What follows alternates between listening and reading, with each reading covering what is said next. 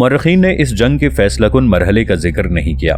Butler کا کہنا ہے کہ اس دن حضرت عمرو بن عاص رضی اللہ عنہ نے اپنے سپاہیوں پر تشدد کیا تھا، اور سند میں مورخین عرب کی یہ روایت پیش کی ہے کہ حضرت عمرو بن عاص رضی اللہ عنہ نے فوج کے کچھ سپاہیوں کو لڑائی سے ہچکچاتے دیکھ کر انہیں ابھارا اور پیش قدمی کا حکم دیا۔ پھر صحابہ رضی اللہ عنہم کی طرف متوجہ ہوئے اور کہا، آگے بڑھیے، اللہ تعالیٰ آپ حضرات کے طفیل ہمیں فتح یاب کرے گا۔ صحابہ کرام مارکے میں کود پڑے۔ ان کی دیکھا دیکھی دوسرے مسلمان بھی جوش میں آ گئے اور اللہ نے انہیں فتح و نصرت سے شاد کام فرمایا۔ ابن اسیر اس قصے کو عین الشمس کے سلسلے میں بیان کرتے ہیں۔ بہرحال یہ قصہ کسی جنگ میں پیش آیا ہو، اس میں شک نہیں کہ دنین پر مسلمانوں کا قبضہ ہونے میں کمک کی آمد کو بہت بڑا دخل تھا، جبکہ اس فتح میں دیر ہوتی جا رہی تھی۔ یہاں سے حضرت عمرو بن عاص رضی اللہ عنہ نے کشتیوں پر دریائے نیل عبور کیا اور احرام جیزہ سے گزر کر صحرا میں قدم زن ہو گئے۔ بابلیون کی پناہ میں بیٹھے ہوئے رومیوں کو دنین میں اپنے ساتھیوں کا حشر معلوم ہوا تو ہکا بکا رہ گئے اور ان کی حیرت کی کوئی انتہا نہ رہی جب انہیں یہ معلوم ہوا کہ اسلامی لشکر دریائے نیل کو عبور کر کے صحرا میں گرم سفر ہے۔ ابن عاص رضی اللہ عنہ نے دریا کیوں پار کیا ہے؟ وہ کدھر کا رخ کریں گے؟ کیا ان کا ارادہ یہ ہے کہ نہر کانوبی کے رستے سکندریہ جا کر اسے فتح کریں؟ اگر ایسا ہے تو انہیں منہ کی کھانی پڑے گی۔ لیکن جب سے ابن عاص رضی اللہ عنہ سرزمین مصر میں داخل ہوئے تھے، رومیوں کو ان کی نقل و حرکت کی خبریں برابر مل رہی تھیں اور انہیں ابن عاص رضی اللہ عنہ کی جنگی چالوں اور دور اندیشیوں کا خاصا تجربہ ہو گیا تھا، چنانچہ وہ ان کی منزل مقصود کا اندازہ نہ کر سکے۔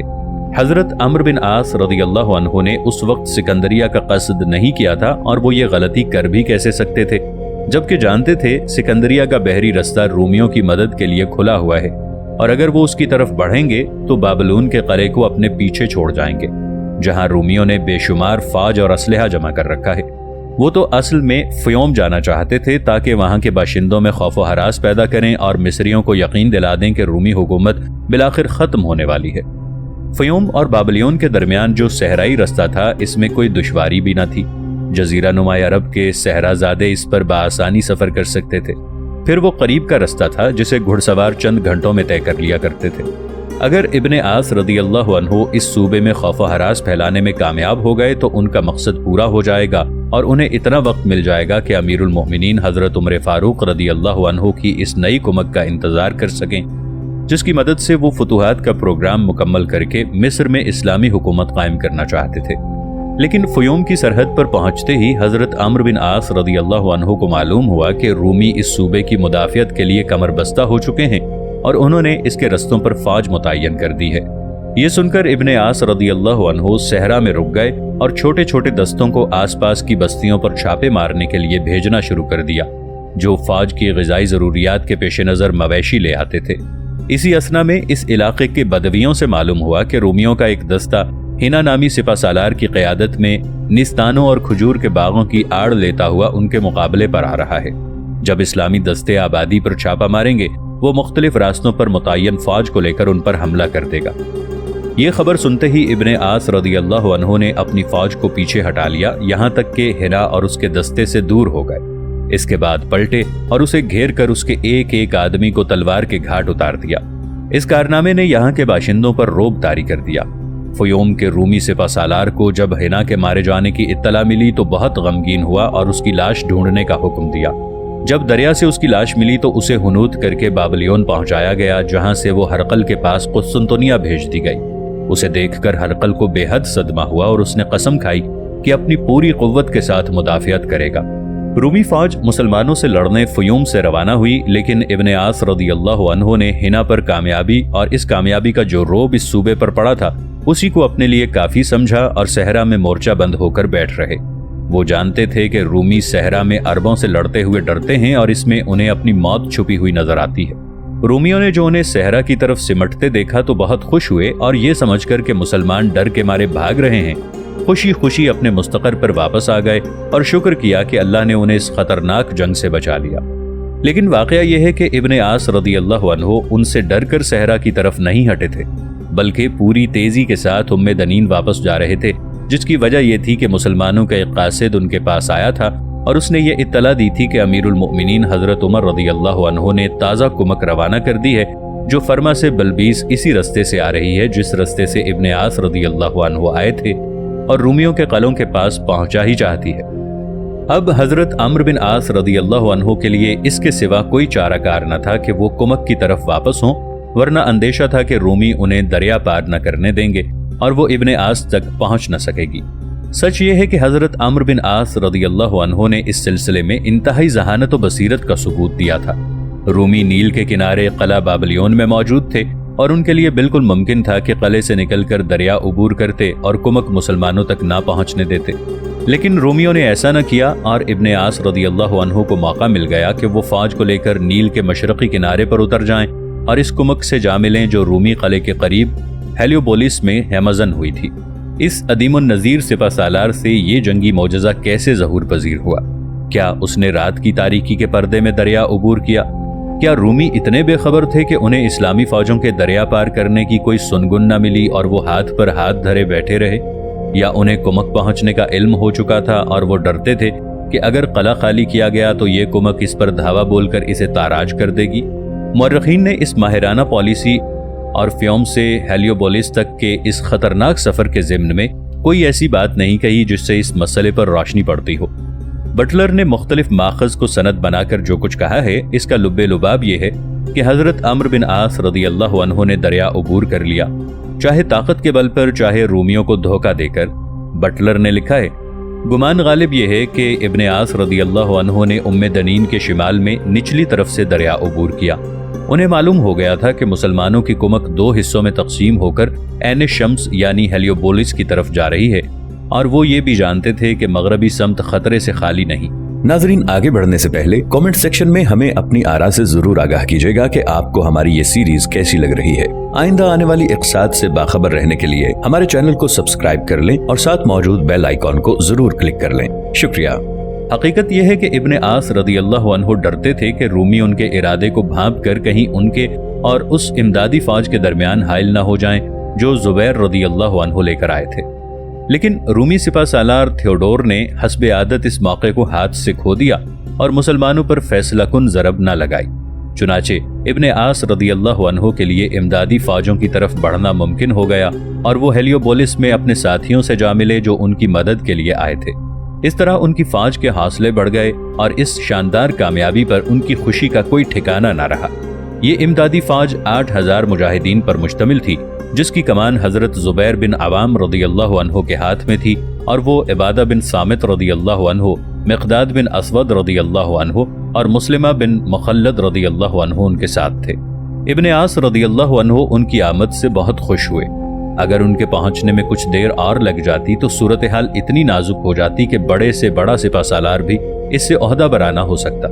हक ये है कि सरजमीन मिस्र में कदम रखने के बाद से कुमक पहुंचने तक इब्ने आस रदी अल्लाह अन्हु मैदान जंग में जिस तरह दादे शुजाअत देते रहे, इसकी बिना पर वो सही मानी में इसके मुस्तहिक हैं कि एक माहिर व जांबाज सिपा सालार का ताजे फख्र उनके सर पर रखा जाए। उन्होंने क़यामत आसा खतरात का बेधड़क मुकाबला किया और दिलों में ये यकीन पैदा कर दिया कि रूमी इस कौम के सामने नहीं ठहर सकते जिसने किसरा की ताकत के परख्शे उड़ा दिए और कैसर की क़ुव्वतों को कुचल के रख दिया। क्या उन्होंने फरमा, बल्बीस, उम्मे दनीन और फ्योम में रूमी लश्करों का मुकाबला नहीं किया? लेकिन रूमी उन पर एक बार भी गालिब ना आ सके और वो हर बार रूमियों पर गालिब आए। इस दौरान में हजरत उमर रदी अल्लाह अन्हु के पास उनके खुतूत मुसलसल पहुंचते रहे जिनमें जल्द से जल्द कुमक की दरखास्त होती थी।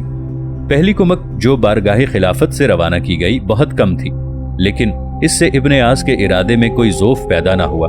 ना उन्होंने मायूसी को अपने दिल में राह पाने दी, बल्कि वो इस बुलंद मानवी क़ुव्वत को कायम व बरकरार रखने की कोशिशों में लगे रहे जो मुजाहिदीन इस्लाम की रगों में शुजाअत व जामा मर्दी का खून बनकर दौड़ रही थी। फिर उन्हें यह भी यकीन था कि हजरत अमीरुल मोमिनीन रदी अल्लाह अन्हु मजीद कुमक अरसाल फरमाएंगे जिससे वो अपने तमाम हौसलों को जामा अमल पहना सकेंगे। ताजुब है कि इतने दिनों तक हजरत अम्र बिन आस रदी अल्लाह अन्हु को मदद क्यों नहीं पहुंची। फरमा और बिलबीस में उनकी कामयाबी के लिए ज़रूरी था कि अमीरुल मोमिनीन रदी अल्लाह अन्हु उन्हें जल्द से जल्द कुमक भेजते ताकि इब्ने आस रदी अल्लाह अन्हु को दरियाए नील के मुस्तहकम कलों में इस कलील फौज के साथ रोमियों से टक्कर न लेनी पड़ती।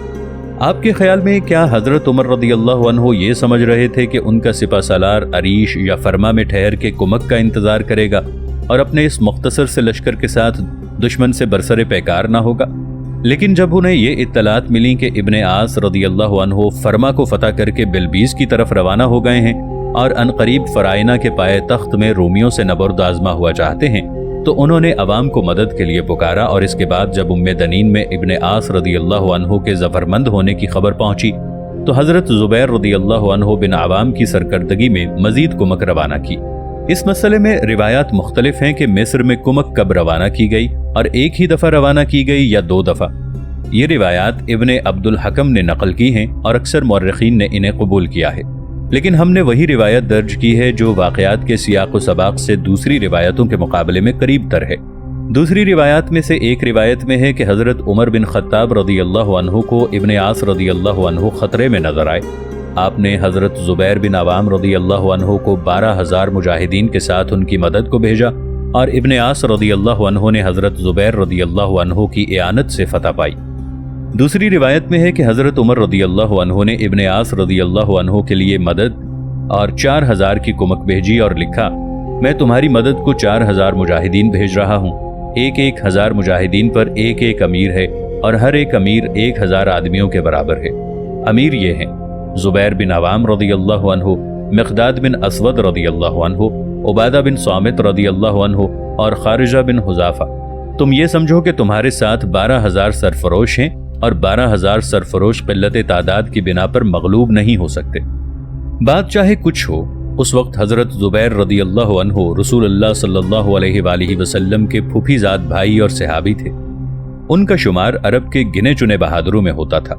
हज़रत उमर रदियल्लाहु अन्हु को जब उनके इरादे से आगाही हुई तो उन्हें बुलाकर फरमाया, अबू अब्दुल्ला, क्या मिस्र की अमारत चाहते हो? हज़रत ज़ुबैर रदियल्लाहु अन्हु ने जवाब दिया, नहीं, मुझे इसकी ज़रूरत नहीं, मैं तो जिहाद और मुसलमानों की इआनत के लिए जा रहा हूँ। अगर मैं देखूंगा कि अम्र रदियल्लाहु अन्हु ने मिस्र फतह कर लिया है तो उनके काम में दखल नहीं दूंगा और बाज़ साहिली इलाके फतह करके उनसे जा मिलूंगा, लेकिन अगर वो जिहाद में मसरूफ़ हुए तो उनका साथ दूंगा। हज़रत उमर रदियल्लाहु अन्हु ने उनके हक़ में दुआ फरमाई और उन्हें रुख़सत किया। हज़रत ज़ुबैर रदियल्लाहु अन्हु फ़ौज लेकर रवाना हुए और मिस्र में दाखिल होकर ऐन शम्स का रुख किया। हज़रत उमर रदियल्लाहु अन्हु का हज़रत ज़ुबैर रदियल्लाहु अन्हु को इंतखाब करना अल्लाह ताला की तरफ से एक बहुत बड़ी तौफ़ीक़ थी। ये मर्द शुजा अपनी क़ुव्वत और अज़्म व इस्तक़लाल के लिए इब्तदा ही से मशहूर था और लोग इसकी बहुत इज़्ज़त व तकरीम करते थे। हज़रत ज़ुबैर रदियल्लाहु अन्हु की उम्र 16 बरस की थी कि उन्होंने इस्लाम कबूल किया। ये हबशा की दोनों हिजरतों में शामिल थे और जब मक्का से हिजरत करके मदीना आए तो रसूलुल्लाह सल्लल्लाहु अलैहि वसल्लम के ग़ज़वात में बराबर शरीक रहे। जंगे उहुद में उन्होंने रसूलुल्लाह सल्लल्लाहु अलैहि वसल्लम से मौत पर बैअत की थी और ग़ज़वा खंदक में जब नबी अलैहिस्सलातु वस्सलाम ने सिलाए आम फरमाई कि अहज़ाब और बनु कुरैज़ा की खबर कौन लाएगा, तो हज़रत ज़ुबैर रदियल्लाहु अन्हु ने अपने ताईं पेश किया। फिर दूसरी और तीसरी सिलाए नबूवत पर लब्बैक कहने वाले भी यही थे। चुनाचे रसूलुल्लाह सल्लल्लाहु अलैहि वसल्लम ने फरमाया, हर नबी का एक हवारी होता है, मेरे हवारी ज़ुबैर बिन अवाम रदियल्लाहु अन्हु हैं। फ़तह मक्का के दिन मुहाजिरीन के 3 अलमों में से एक अलम हज़रत ज़ुबैर रदियल्लाहु अन्हु के हाथ में था।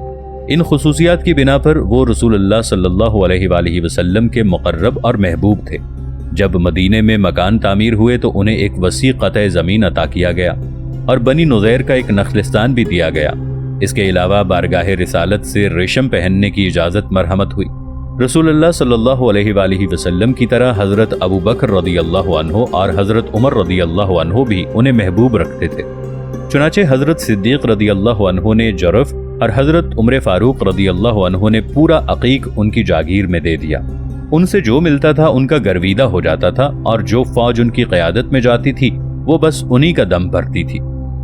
हज़रत अम्र बिन आस रदियल्लाहु अन्हु ने दरियाए नील उबूर करके ऐन शम्स का रुख किया और हज़रत ज़ुबैर रदियल्लाहु अन्हु और उनकी इमदादी फ़ौज से जा मिले। ज़माने की गर्दिशों ने ऐन शम्स की अज़मत को पामाल कर दिया था और इसके आसार मिट चुके थे जो अजीम फ़िरौनी अहद का मदीनतुश शम्स था। ये शहर किसी ज़माने में उलूम व मुतालात का मरकज़ था जिससे अफलातून और दूसरे यूनानी फ़लासफ़ा मुतारिफ थे। यहाँ उनकी हिकमत व मारफत ने आंख खोली थी। यहाँ उन्होंने फ़लसफ़ा व हैयत की तालीम हासिल की और इस शहर की वसी आबादी, बुलंदोबारा इमारतों, जलालागी इबादत गाहों, मीनारों और मूर्तियों को देखा था जिनका जिक्र हेरोडोटस ने किया है اور جہاں کی مذہبی شخصیتوں کے علم کی داستان مصر کی پوری تاریخ میں پھیلی ہوئی ہے۔ اسکندریہ اور اس کے فلسفے نے عین الشمس کی عظمت اور منف کے امتیاز کو خاک میں ملا دیا۔ اس کے بعد جب مصر میں رومی حکومت قائم ہوئی اور اہل مصر نے مذہب عیسوی اختیار کیا تو علم و دانش عین شمس سے ایسے رخصت ہوئے کہ پھر کبھی واپس نہ ہوئے۔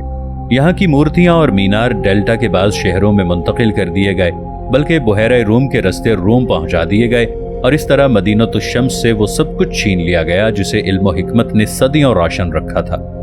اس لیے جس وقت عرب یہاں پہنچے تو اس کی قدیم عظمت و بزرگی میں سے اس کے یونانی نام بلیوپولس، اس کی منہدم دیواروں، اس کی زمین کی تہوں میں دبی ہوئی مورتیوں اور اس کے ایک مینار کے سوا جو شہر مطریہ میں آج بھی قائم ہے اور کچھ باقی نہ رہا تھا، جو اپنے سیاح کو مدینۃ الشمس کی عظمت و قدامت کے نقوش دکھاتا اور اس عظیم الجلیل عہد کی چپ چاپ داستان سناتا۔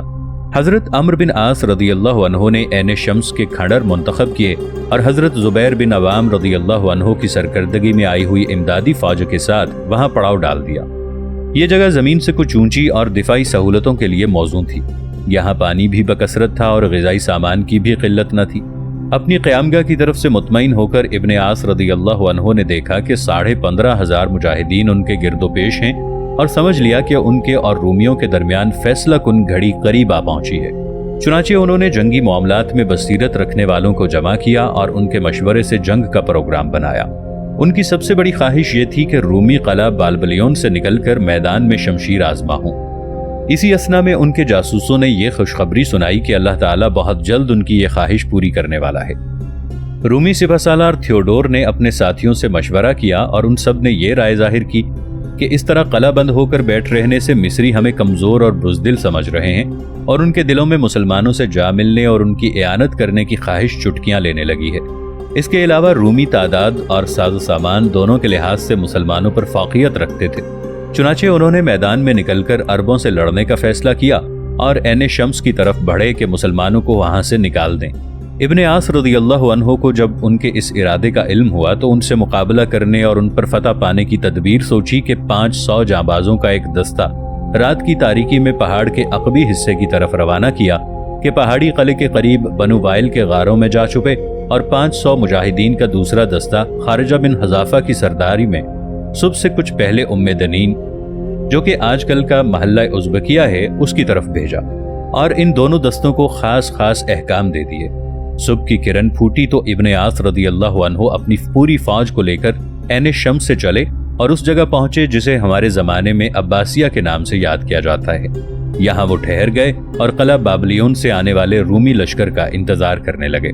رومی پو پھٹتے ہی اپنے قلعے سے نکلے اور شمال مشرق کی جانب ان باغوں اور مکانوں سے گزرتے ہوئے جنہوں نے قلعے کو چاروں طرف سے گھیر رکھا تھا، عین شمس کی طرف بڑھنے لگے۔ اتنے میں خبر ملی کہ ابن عاص رضی اللہ عنہ رومیوں سے لڑنے کے لیے اپنی فوج لے کر وہاں سے چل پڑے ہیں، اور اس خبر سے رومیوں میں خوشی کی ایک لہر دوڑ گئی اور انہیں اپنی فتح کا یقین ہو گیا۔ سب نے مل کر مرتے دم تک لڑنے کی قسم کھائی۔ ان کو اس میں کوئی شبہ نہ تھا کہ اگر آج وہ فتح حاصل نہ کر سکے تو اس زرخیز اور دولت مند ملک میں ان کی حکومت ختم ہو جائے گی۔ دونوں فریق ٹکرا گئے اور اس گھمسان کا رن پڑا کہ جانبین کو غبار نے ڈھانپ لیا۔ ان میں سے کوئی اس وقت تک پیچھے ہٹنے کو تیار نہ تھا جب تک جنگ ہی کسی فریق کے حق میں فیصلہ نہ کر دے۔ لڑائی زوروں پر تھی کہ بنو وائل کے غاروں میں چھپا ہوا دستہ نمودار ہوا اور آندھی کی طرح رومیوں کے عقب پر ٹوٹ پڑا۔ رومی اس چال سے بے خبر تھے۔ ان میں ایک کھلبلی مچ گئی، صفوں میں انتشار پیدا ہو گیا اور وہ دنین کی طرف پسپا ہونے لگے۔ اسی اثنا میں دوسرا دستہ اپنی کمینگاہ سے نکلا اور رومیوں کو گاجر مولی کی طرح کاٹنے لگا۔ رومی سمجھے کہ عربوں کے 3 لشکر 3 مختلف سمتوں سے ان پر حملہ آور ہوئے ہیں اور اب مقاومت کی کوئی صورت نہیں ہے۔ ان کا سارا نظام درہم برہم ہو گیا اور اکثر و بیشتر رومی سپاہی عربوں کی تلوار سے بچنے کے لیے بھاگ کھڑے ہوئے۔ مفرورین کا ایک گروہ قلعے تک پہنچ گیا اور اس میں جا چھپا۔ دوسرا گروہ مارے خوف کے دریا کی طرف دوڑا اور کشتیوں میں بیٹھ کر قلعے کی طرف روانہ ہو گیا۔ کتنے ہی لوگ مارکے میں کام آئے، ان کا شمار نہیں کیا جا سکتا۔ عربوں نے جو دشمن کو اس قدر خوفزدہ پایا تو دنین کی طرف جھپٹے اور دوبارہ اس پر قابض ہو گئے۔ اس طرح مسلمانوں نے اس مارکے میں، جسے مورخین مارکہ عین شمس کے نام سے موسوم کرتے ہیں، شاندار اور فیصلہ کن فتح حاصل کی۔ اس فتح نے دریائے نیل کے ساحل کو مسلمانوں کا فرش پا انداز بنا دیا اور وہ تمام مصر کو اپنی مٹھی میں محسوس کرنے لگے۔ وہ مصر کو اپنے قبضے میں کیوں نہ محسوس کرتے۔